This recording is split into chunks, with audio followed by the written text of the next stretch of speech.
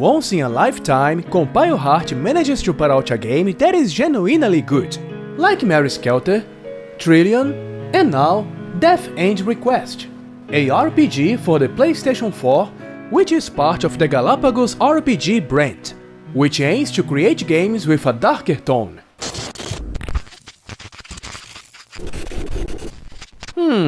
I don't know. I kinda miss the Nevertheless, this is still a Compile Heart game at heart. So you can still find all the usual silliness in it, like lazy flash animations, convoluted story filled with plot holes, erotic stuff,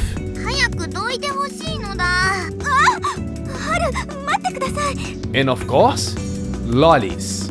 Lollies everywhere. Everybody's a lolly.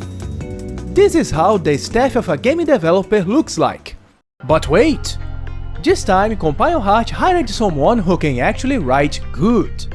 Kendo-in Makoto, the creator of the popular doujin horror game Corpse Party. Wait a minute, but I thought this was created by the same guy who made New Game. How weird! Anyway, Makoto and his friend Kamishiro Sakia are responsible for the scenario in this game, which means there will be blood.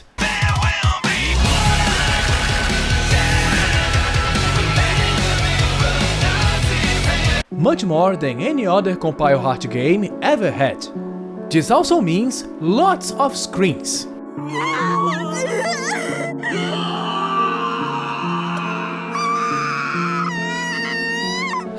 It gets annoying eventually. And there is also this.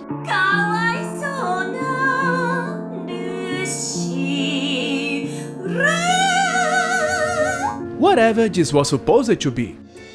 Death End Request is as much of an RPG as it is a visual novel, and that's because the game is divided in two segments.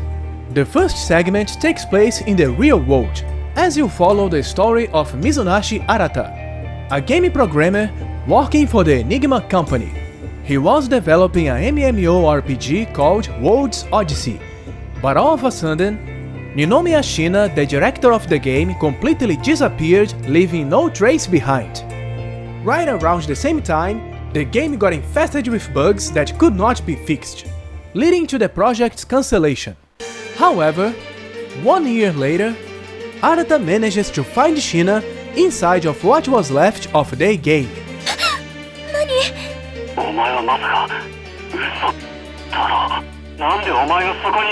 Which leads to the second segment in the story, where you play as Shina, who suddenly finds herself lost in a bugged game without most of her memories and unable to log out. The segment with Arata is basically a visual novel, as he investigates the mysteries behind the game and his company, while also trying to find Shina's real body.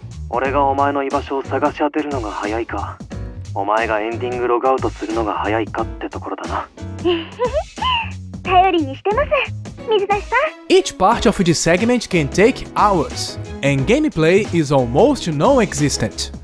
Meanwhile, Shina will be trying to clear the game in her own segment, and as you can imagine, this segment plays as an RPG, but you can also find clues to the mysteries in the real world. Arata can't fight alongside Shina and her companions,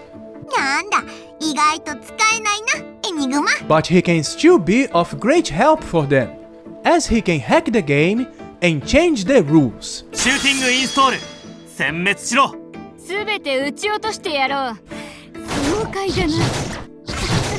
Which is a pretty useful and interesting mechanic.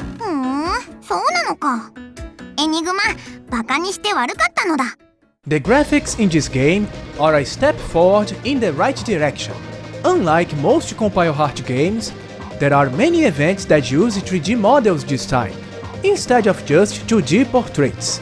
This is most likely thanks to the new 3D rendering technology that Compile Heart used in this game, Mizuchi and Orochi, which was developed by Silicon Studio. Unfortunately, The graphics and animations can be weird and janky at times.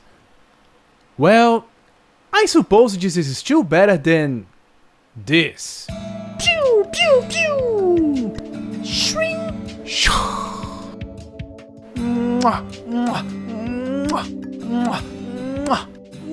The battle system reminds me a lot of Lord of Magna and Children of Mana, where you push enemies at each other in order to increase damage. There is also many obstacles in the arena, which can inflict all sorts of effects. You can also push enemies towards one of your other characters, which will trigger a combo attack.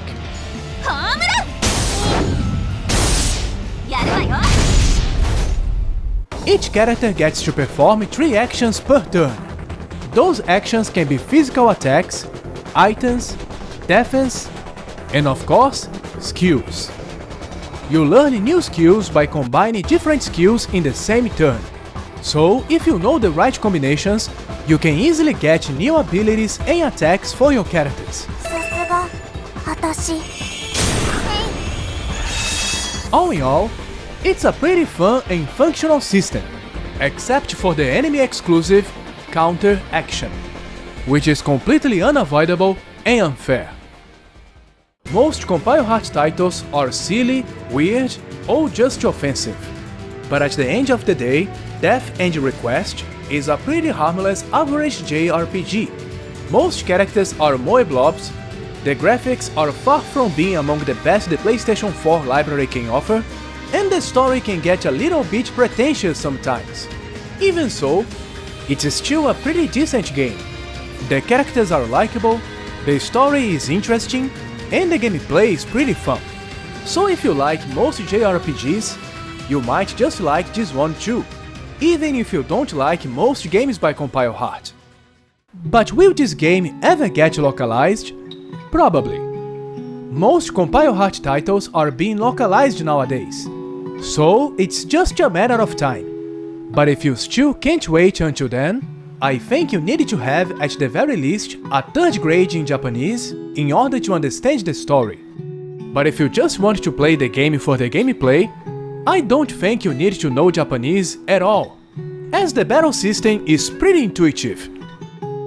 There are a few performance issues as well, but thankfully it never gets as bad as the likes of Castle Panzers. And if anything goes wrong, just remember to chant this mantra: it's not a bug, it's a feature. It's not a bug, it's a feature. It's not a bug, it's a feature. And that's it for this review. But if you still have any other questions about Death End Request, or any suggestions for future reviews, just leave a comment. Thank you for watching. Bye!